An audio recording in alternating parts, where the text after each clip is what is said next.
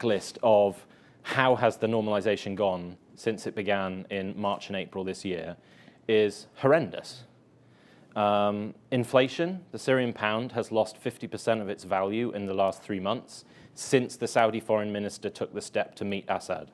It's gone from 7,500 to a single US dollar to nearly 11,300 3 months later. That is a catastrophic fall in terms of inflation. The counter-ISIS coalition and the US Department of Defense is increasingly concerned because we rely, not legally, but sort of gentleman's agreement, we rely on the backing of the likes of Iraq, Jordan, Israel, and others to keep military troops deployed in northeastern Syria. But we now have the Saudis, the Iraqis, the Jordanians, the Emiratis, and others on paper in written communiques advocating for the withdrawal of occupation troops, i.e. us and the Turks. That is a magnitude shift in terms of how the region is presenting our deployment in northeastern Syria to counter ISIS.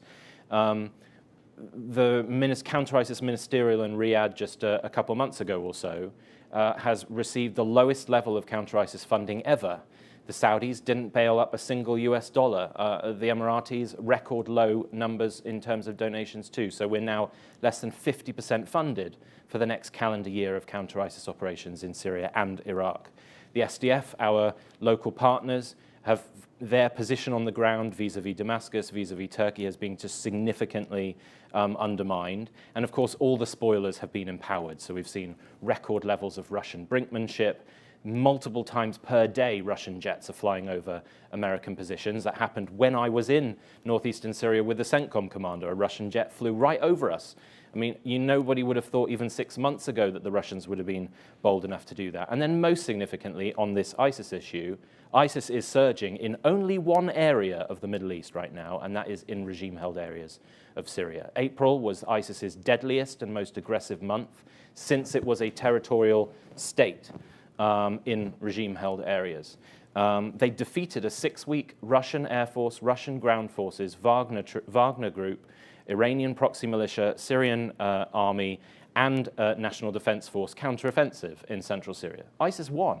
They just have a few cells in the desert, and they beat that enormous force. So from a counter-ISIS perspective, it's only bad news. The Captagon trade, we've seen an expanded scope geographically of seizures and movement of drugs from Syria since normalization began.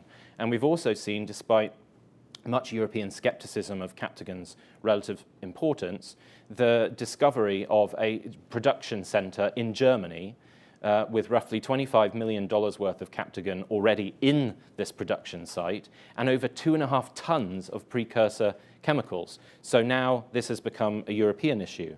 On refugees, we've seen the worst polling from Syrian refugees ever in terms of their willingness to ever return to a Syria controlled by the Assad regime. UN polling shows that is now only at 1% of Syrians ever being interested. We've seen escalation in Idlib in the northwest militarily, and we've seen escalation in Daraa in the south. The cross-border aid mechanism is now essentially dead. There have been no political prisoners released.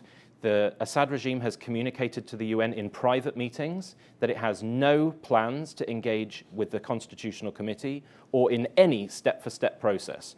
So if we list all of those things down, where's the good news?